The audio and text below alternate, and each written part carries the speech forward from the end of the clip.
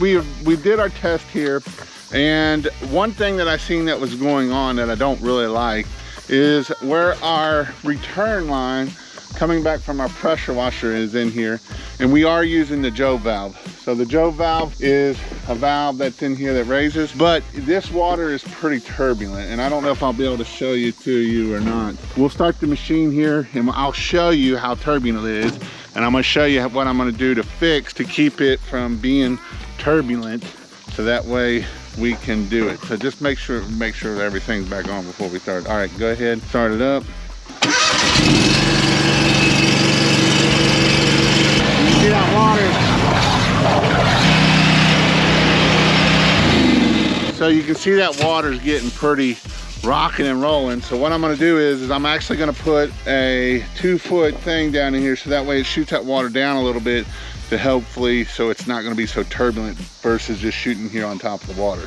Before we go on any further, if you would like to learn more about pressure washing and stuff like that, I have a step-by-step course of how to do a pressure washing business. You can go check it out at pressurewashhelp.com or King of Pressure Washing, and there I have all the steps. In fact, one of the steps is building your own rig, and I teach you step-by-step of how to build a rig, reasons why we need to build a rig, and not only that, it is also the 26 steps to the perfect house wash.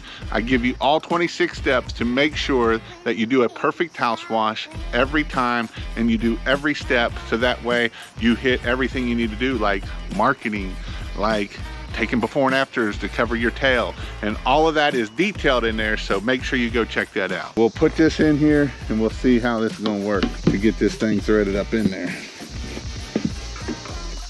And this is not easy right here. Obviously I don't want to drop it. All right, let's start it back up here and see. You can see now I got the other tube in there. There's my Joe valve is in there. So let's see if this thing is going to help smooth out this water a little bit, so that way we don't have turbulent water.